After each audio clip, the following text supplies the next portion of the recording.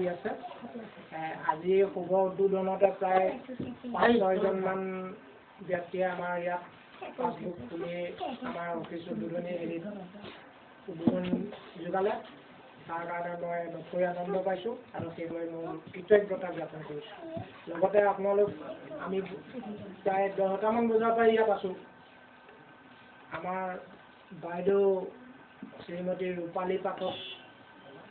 আহি আমাৰ পতাকা উত্তোলন কৰি আমাক দুইজনী উৎসাহ দিলে আমি নথৈ আনন্দ পাইছোঁ আৰু আপোনালোক আৰু অলপ যদি আগত আহিলেহেঁতেন তেতিয়াহ'লেতো আমি আৰু উৎসাহিত হ'লো হয় কাৰণ আমাৰ সেই অনুষ্ঠানটো অলপ বেছি হেৰি হ'ল বাৰু যাই হওক শেষত হ'লেও আহি পাইছে যেতিয়া আপোনালোকৰ ফালৰ পৰা যদি কিবা সুধিবলগীয়া আছে সোধক আমি তাৰ প্ৰত্যুত্তৰ দিম সুবিধা মানে আপোনালোকে কি বিচাৰে যদি বোলে নাই আমি চন্দ্ৰলৈ যোৱা ৰাস্তা এটা বনাই দিয়ক সেইটোতো দুসাধ্য আপোনালোকৰ দুমহলীয়া বিল্ডিং এটা বনাই দিয়ে সেইটো দুসাধ্য যিবোৰ কৰিব পৰাৰ ভিতৰত আছে যেনে আপোনালোকৰ কোনোবা এটা চুবুৰী বুজি পাই নাপায় এটা চব বুলি পেলাই চুবুৰীত খোৱা পানীৰ অসুবিধা হৈছে হয়তো এটা দমকল নি পেলাই দি দিব পৰা গাঁৱলীয়া কোনোবা এটা গৰু বাট বা এনে গাঁৱলীয়া ৰাস্তা যিটো আমাৰ PW বিভাগে লোৱা নাই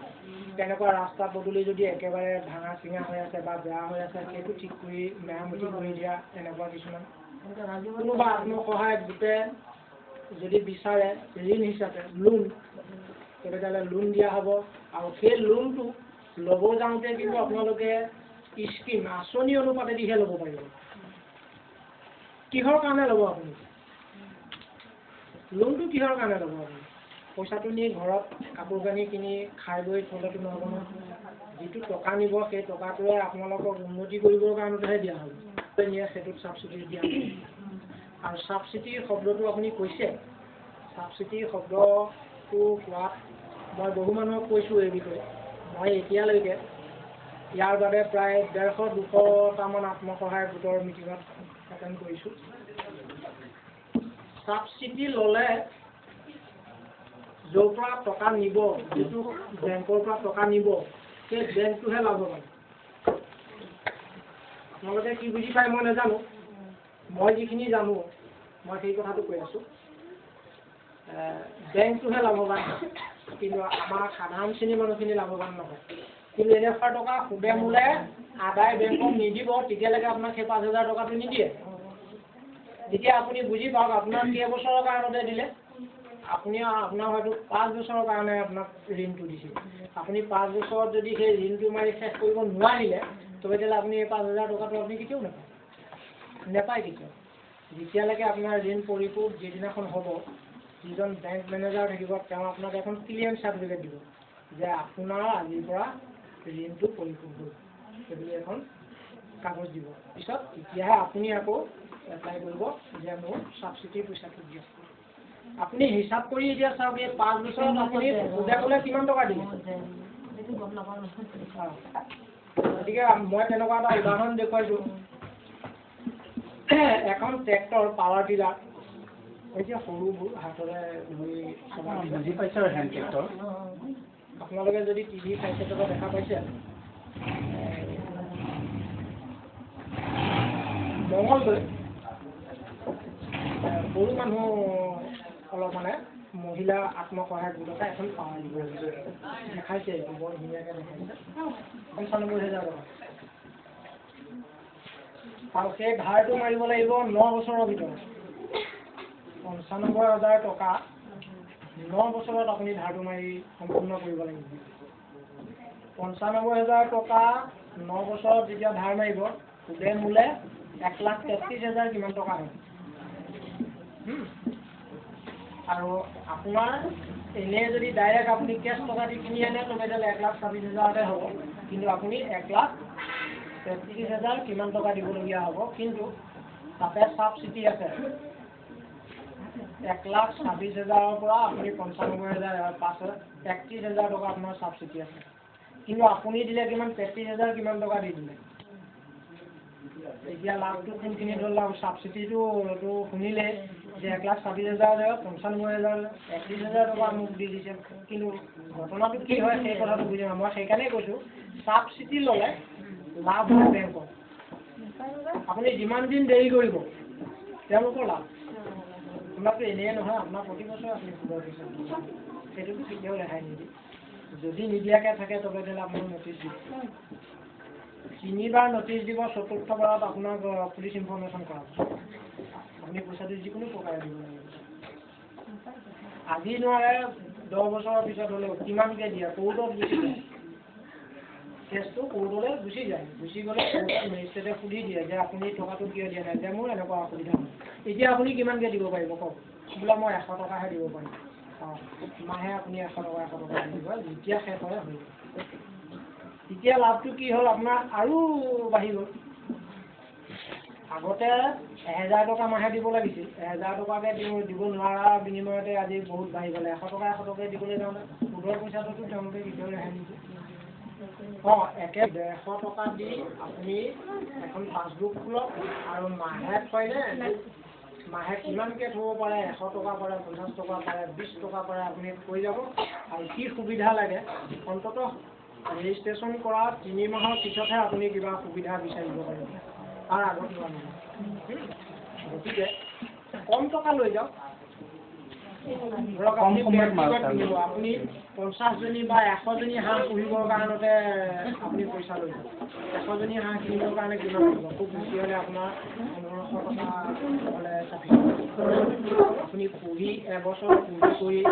কণী বিক্ৰী কৰিলে পোৱালি উঠালে কৰি মেলি পইচাটো ধাৰ মাৰিলে আৰু কিমান লাভ কৰিলে কিন্তু সেই ৰিপৰ্টটো দিব লাগিব আপুনি 1500 টকা বা 1,000 টকা নিলে নি আপুনি এবছৰত আপুনি কিমান লাভ কৰিছে সেই ৰিপৰ্টটো আমাক দিব লাগিব আৰু ইয়াতে আমাক তেতিয়া আপোনালোকে দিব লাগিব 2 টকা 30 পইচা 1,000 টকা এমাহত আপুনি 23 টকাহে সুদ দিব লাগিব বেছি দিব নালাগে গতিকে কিন্তু আপুনি কিমান লাভ কৰিলে সেইটো আমাক দেখুৱাব লাগে তেতিয়া আমি বুজি পাম যে আপুনি পইচাটো নি কেনেকুৱা কামত ব্যৱহাৰ কৰিছে সৎ ব্যৱহাৰ কৰিছে নে নাই নে এনেই পইচাটো নি থৈ পেলাই আনি জমা দিম সেইটো কথা 4জনী আপুনি ছাগলী পোহে এজনী ছাগলীয়ে এবছৰত 2বাৰ পোৱালি দিব কৰ্মবিলাক ধৰি লওক সমাজেও দেখিলে বেছি ভাল আমাৰ বাহিৰেও সমাজে দেখি পোৱাটো বেছি ভাল আৰু যদি আপুনি তেনেকৈ ভাল ব্যৱস্থাপনালৈ উপকৃত কৰ্মবিলাকত যদি চেষ্টা দিয়ে বা খুব মনোযোগেদি কৰে এই বস্তুটো তেতিয়া আপোনাক ধৰি লওক আমি ভাল পাই আপোনাৰ হয়তো কিবা এটা সেইটো আন্তৰিকতা হিচাপত আমাৰ অফিচ ফালৰ পৰা কিবা এটা গিফ্ট তেনেকৈ এটা কিবা এটা দিয়া হয় বা তেনেকৈ পাবও পাৰে কিন্তু এইটো আপোনাৰ কৰ্মৰ ওপৰত আমি ভৰসা কৰি সেইটো মানে হেৰি কৰা হ'ব সেইটো আপুনি এটা কিবা গিফ্ট পাব চেণ্টাৰটোৰ ভিতৰত বা অসমৰ ভিতৰত যদি ফাৰ্ষ্ট পজিশ্যন লয় তেওঁ যেনেকুৱা এটা সন্মান হেৰি আছে তেনেকুৱা ঠিক আমাৰ লগতে আপুনি একেলগে আপোনালোক দুগৰাকীয়ে মিলে আপুনি লাভ কৰি দেখুৱালে যে মই 1,000 টকা আনি পেলাই মই 1,100 টকা লাভ কৰিলোঁ কিন্তু বাইদেৱে আকৌ 1,000 টকা নি কি কৰিলে 300 টকাহে লাভ কৰিলে তেতিয়াহ'লে বুজি পোৱা গ'ল আপোনাৰ পৰা তেখেতৰ হেৰিটো কম হৈছে ইণ্টাৰেষ্টটো অলপ কম দিছে তেনেকুৱা হ'ল আপুনি 1,100 কৰিব পাৰিলে অন্ততঃ তেখেতেও অন্ততঃ 1,000 মান কৰিব পাৰিব লাগিব তেতিয়াহ'লে সমান হৈ থাকে কিন্তু 300 যদি হয় এইটো সামান্য নিচিনা হ'ব 800 টকাৰ ডিফাৰেঞ্চ হৈ যাব গতিকে হেৰি সেই ফালৰ পৰা কৈছোঁ আপোনালোকে আহিছে খুব ভালেই লাগিল আহি থাকিব আৰু আমিতো আৰু সদায় ইয়াতে নাথাকোঁ আজি আমি গুচিয়ে যাব লাগিছিল কিন্তু কি হ'ব উপায় নাই কাৰণ আমাৰ কাৰ্বি আংলং বন আছে অনিৰ্দিষ্ট কাৰণে আমাৰ এতিয়া যোৱা প্ৰব্লেম হ'লেও আমি বহুত দূৰ খোজকাঢ়িব লাগিব গাড়ীৰ পৰা নামি বহুত দূৰ খোজকাঢ়িব লাগিব এতিয়া আপোনালোকৰ ফালৰ পৰা আৰু কিবা জানিবলৈ কিবা আছে আৰু অলপ জানিবলৈ মানে এনেধৰণৰ আছে আমাৰ 18 বছৰলৈকে যদি আপোনালোকে মাজতে কোনো ধৰণৰ মানে উইড্ৰ নকৰাকৈ একেবাৰে ৰানিং যদি 18 বছৰলৈকে খোলে প্ৰাইভেট হওক বা এনে গোট হিচাপতে